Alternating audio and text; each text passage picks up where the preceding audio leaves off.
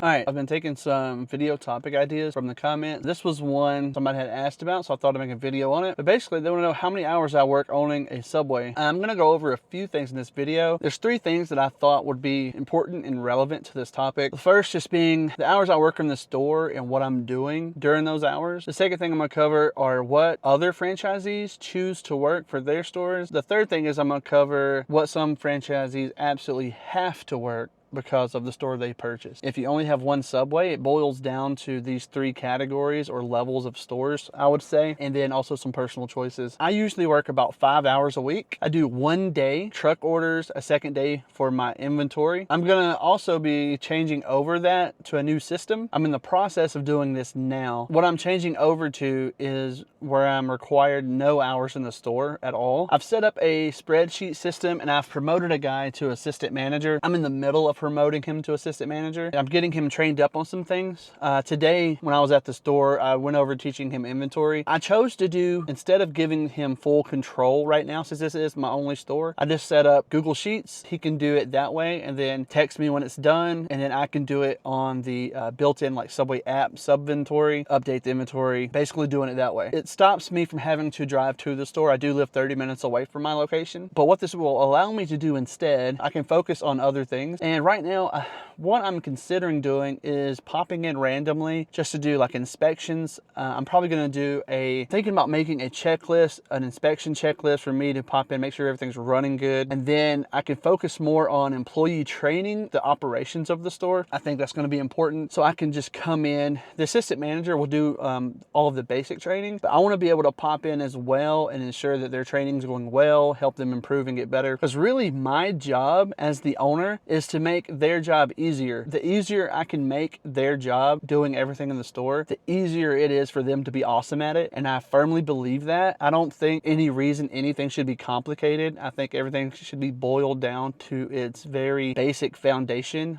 and improved and streamlined as much as possible. The easier everything is, the easier it is for them to do their job and be great at it. And that's basically it for my hours. Now, but I do want to talk about the other 2 types of franchisee hours and what people choose to work. So the second type, you have these franchisees that choose to work in their store to save on labor hours. And I think this is a good strategy for a lot of people. I'm probably going to go to a blend of this. I'll talk about that in a second. So some people have trouble letting go of the reins as well because it scares them. That's the one type of person you have that's gonna buy their store and work in it nonstop. They're afraid of letting other people run things. They're worried that they're gonna destroy it, right? And that was a hard lesson for me to learn in my online businesses as well when I was new to running any kind of business at the time, where you have to learn how to step back and let go and trust the person that you have hired and trained to do that job. As the owner, nobody will ever care about your business more than you. When you hire somebody, if they're doing it 80-90% of what you would do as the owner, that's probably a good hire. You're never ever going to have somebody that has as much skin in the game as you do, and they're never ever going to put in the same amount of effort and perfection that you do. And that's something you have to understand. Every now and then you'll get that rock star employee that does put in as much effort just like as if they own the business, and those people, you need to do what you can to keep them around, promote them, pay them well, help them out. Those are the people you really want to make sure they're paid well and just stick on your team. Now, I'm a firm believer that the problem with this strategy is you cannot grow as well or as quickly if you're always working in your business and not on your business. Those are 2 different things, and a lot of new business people get those confused. Working in there, doing the day-to-day things, like if I was in there making sandwiches every day and all of that, yes, I could run that store so good. I could have everything running really well, but that takes my time away from working on the business and growing my portfolio of restaurants or any business that I'm a part of. And that's not what you want to do. You don't want to be so busy stuck in the business you can't work on it. Earlier when I said we're thinking about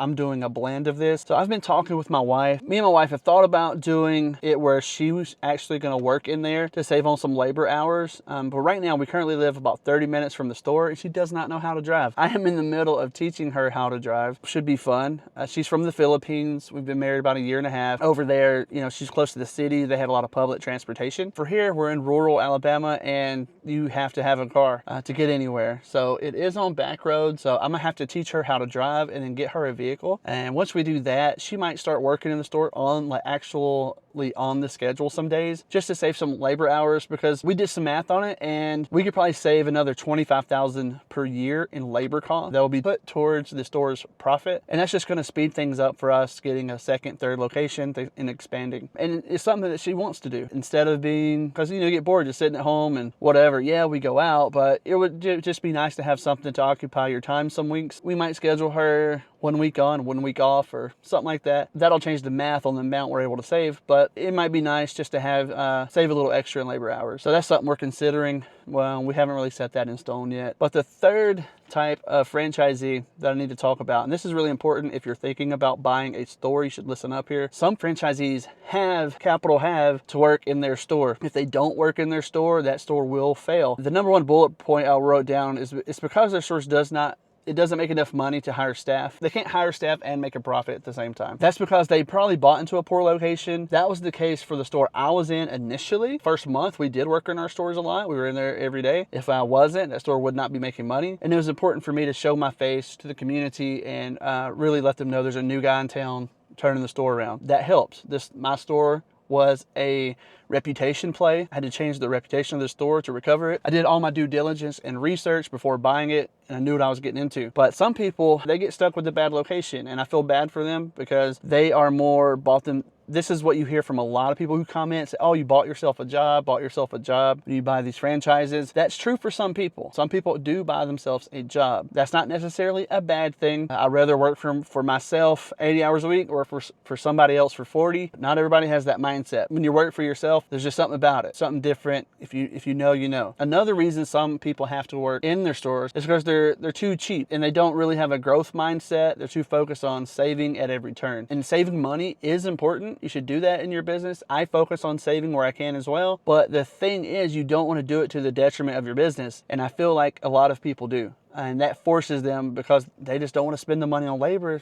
They're going to spend open to close every single day in their store. In my opinion, that's the wrong mindset. You're not going to grow that way. Depending on where you live, to avoid the situation of having to be forced to work in your store, for me in rural Alabama, I would not buy a Subway unless it's generating at least $7,000 to $8,000 in average unit volume. That's also going to depend on your rent, utilities, things like that. So if you're averaging 7 to 8, and that's the bottom, right? Ideally, you'd want more than that, but that's your cutoff. If you're making at least 7 to 8, you can fully run the store, make a profit. If you choose to work in the store, you can make a great living working in it at this rate. And it's also set up at that that amount of revenue per week to where you can back off not really working in the store and still generate profit. That's the route I'm choosing to go, unless we do the blended mix like I was talking about with my wife earlier. But that's going to depend on your state, your cost of living, your rent, utilities, things like that. I'm fortunate to have a awesome landlord. My rent is very affordable. All these little things add up that contribute to your success and your profitability. All of those are really important. So I can't say if somebody else wants me to consult. I've had a lot of people hit me up that are in the middle of buying a Subway, and a lot of people are asking me to look over their store numbers. I have some guys in Australia that are looking at buying a store that I think it generated $2 to $4 million a year in gross revenue, want me to look over their numbers. I have some other people want me to do the same. Because of all of the questions, I don't know the best way for me to handle this. Going over and analyzing a business for somebody else does take a lot of time, especially when you have multiple people asking. I might have to be paid for that. I don't want to just give away all my time for free. My time's important to me. I spend a lot of time with family, things like that. So if you're interested in something like that, you can hit my business inquiry in the link. That's fine. I can't guarantee I'll do it, even if you're offering to pay for that service. It just really boils down to a lot of different factors, but feel free to hit me up in that through that link. So like I said, I work 5 hours. Some people can work in their store because they choose to save more money, to grow quicker. And then the third category is one you don't want to be in. It's for people that have to work in their stores because they absolutely have to. But yeah, that's it. Thanks for watching, and hopefully I'll have another video out soon. See you later.